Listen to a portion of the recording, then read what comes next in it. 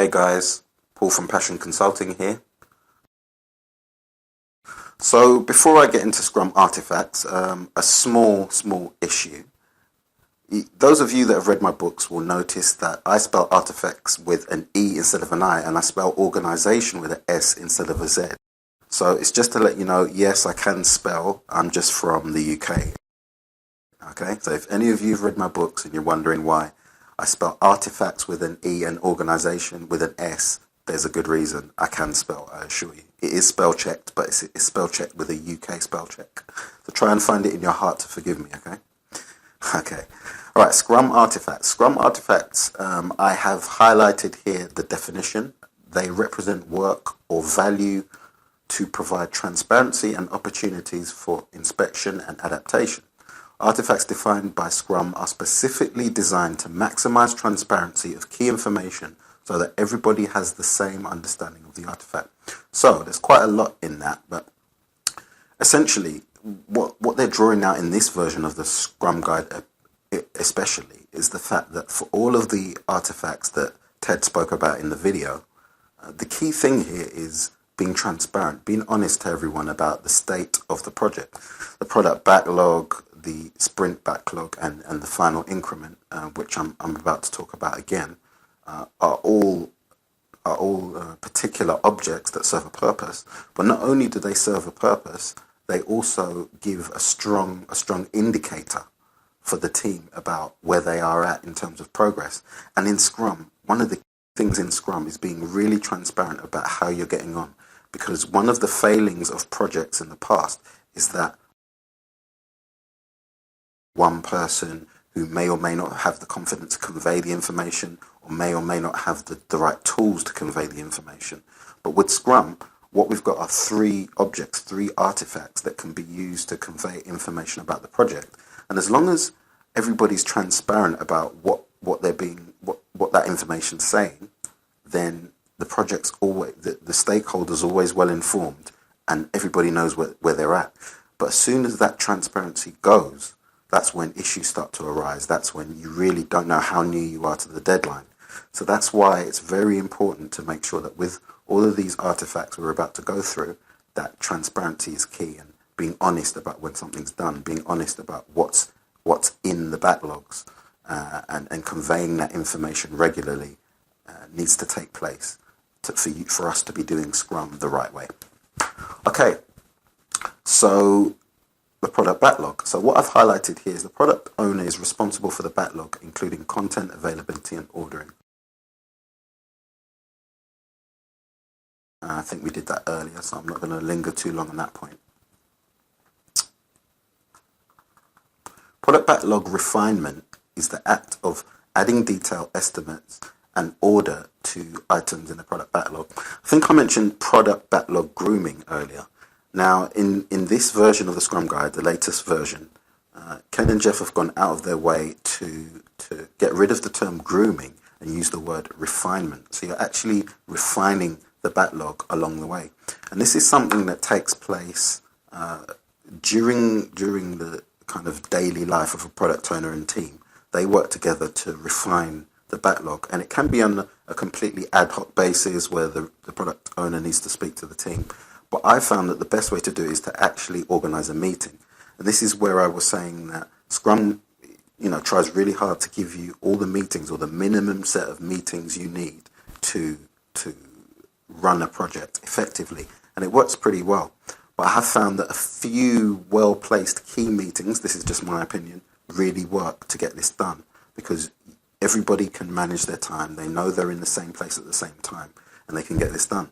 So product backlog refinement is essentially, definitely in the way that I do it, it's a meeting.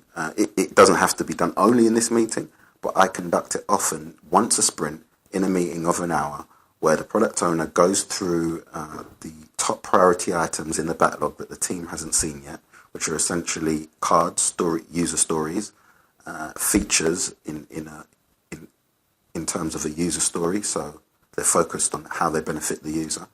And one by one, the product owner discusses with the team what the story is, the acceptance criteria, so how from his perspective, he will know when it's done. And the team will basically discuss that with the product owner, if it's a big feature that it couldn't be done in a sprint, get an estimate, which is going to be helpful for the business to know how long it's going to take, or to get an idea of how long it's going to take. And it also gives an understanding of what's coming up, so that when you finally get to planning, you are armed with all of the information. The team are already armed with the information about what it is they're building. It doesn't come as a surprise to them. But the key thing about refining the backlog is making sure that the items are ready for planning. This is a very, very key thing. Making sure that before you even go into planning, the features that come in are ready. And ready means that they're broken down to a size that the team could complete it and get it completely done by their definition within one sprint. So that's why I've highlighted that, because I think there's a lot in it, and it's something that, should it come up in one of the certification exams, it's really key that you understand that concept in depth. You can get more information in my blog, which I will be giving a link to at the end of this course.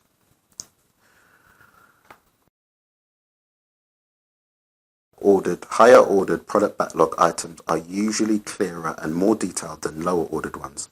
So as we said in the training video, you would usually organize a backlog so that the higher order stuff, the highest priority stuff, is the stuff that the team is about to work on.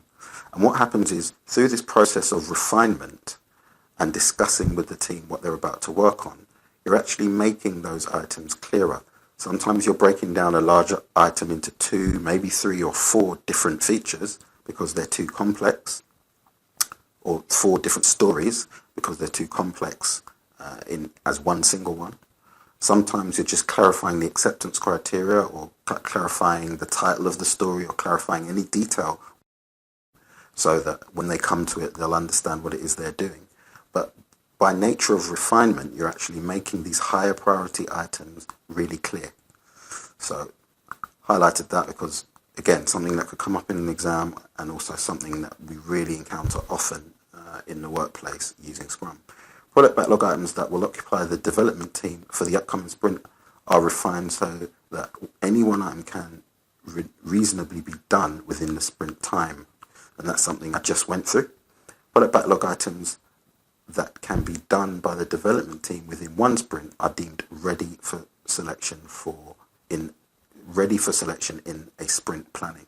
So that term ready is a key term that has been brought in the Scrum guide, done and ready. So items, product backlog items, which can be referred to as stories or features, are said to be ready when they're clear enough to be done in a sprint, and they're said to be done when the team has actually built those items as features at the end of the sprint and delivered them, and have delivered them to a satisfactory condition that it meets their definition of done.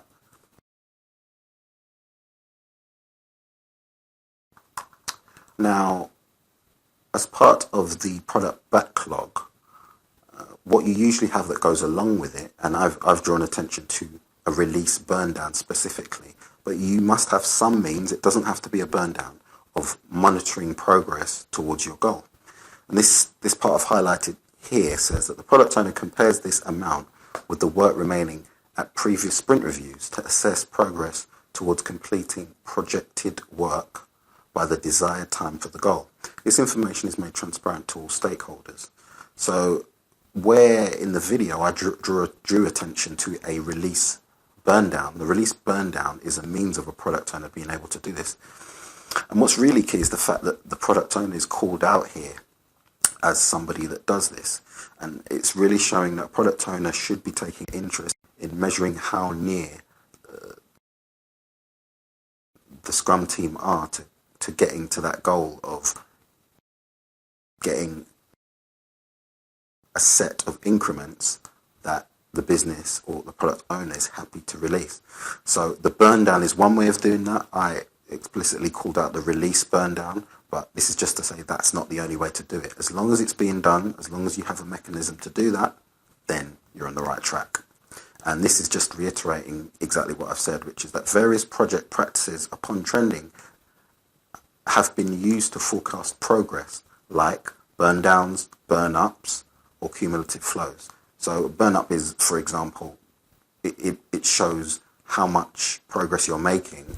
Instead of burning down, so you start off with an amount of work and you steadily burn down that work by getting it done and crossing it off the list. A burn up just shows it the other way around, so it accumulates and shows how much work you've done.